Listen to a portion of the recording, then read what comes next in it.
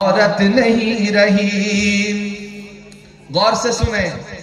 چپل ہے اونچی ہیل کی اور اونٹنی سی چال، ہونٹوں کو کر رہی ہے لپسٹک لگا کے لال.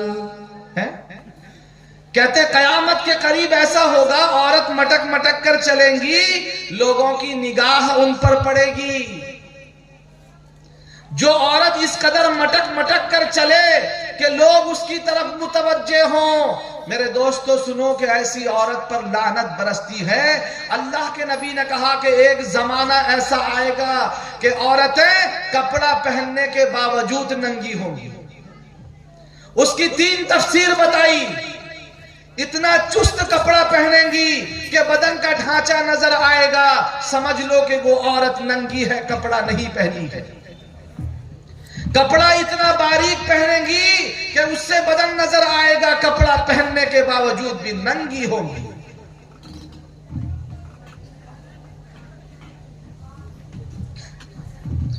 اس لیے میرے یاروں، میرے عزیزوں، آپ لوگوں سے میری گزارش ہے.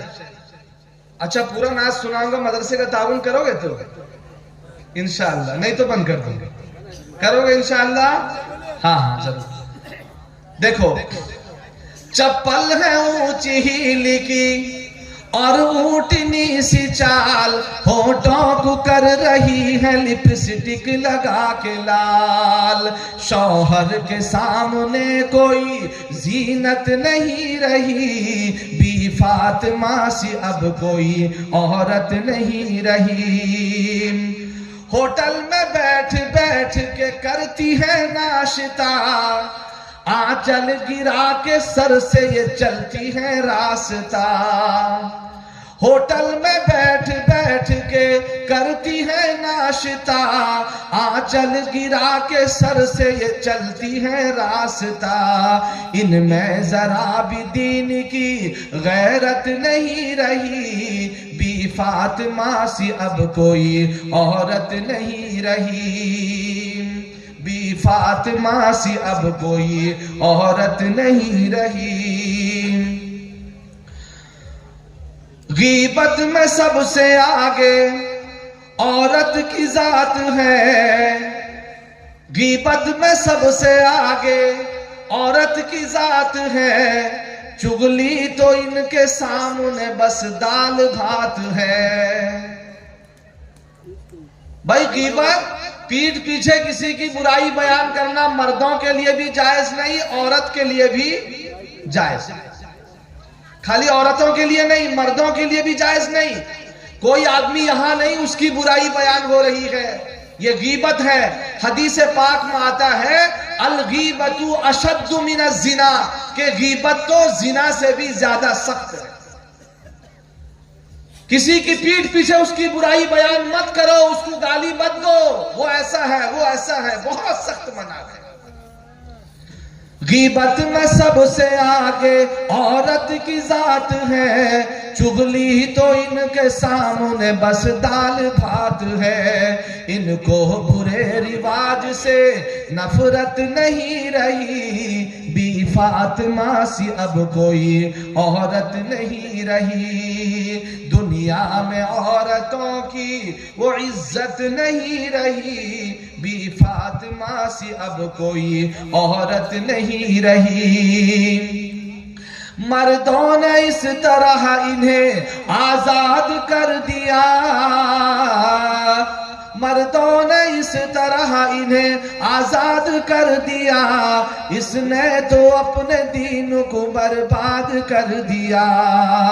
ایمان اور یقین کی حقیقت نہیں رہی، بی فاطمہ سی اب کوئی عورت نہیں رہی.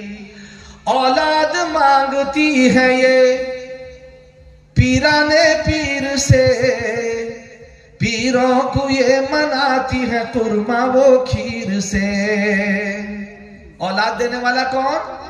اللہ. رزق دینے والا کون؟ روزی دینے والا کون؟ بیٹا دینے والا کون؟ بیٹی دینے والا کون؟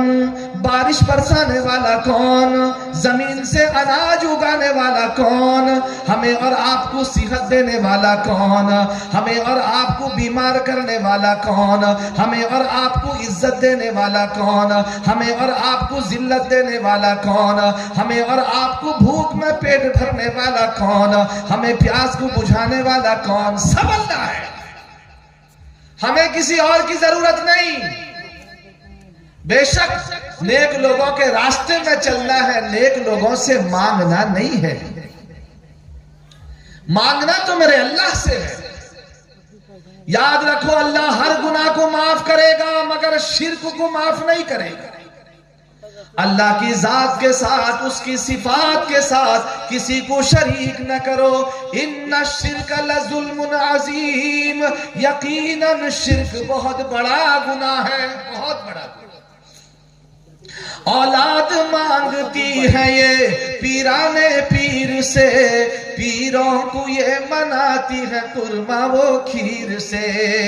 بدعت تو گھر میں رہ گئی، سنت نہیں رہی، بی فاطمہ سی اب کوئی عورت نہیں رہی. بی فاطمہ سی اب کوئی عورت نہیں رہی.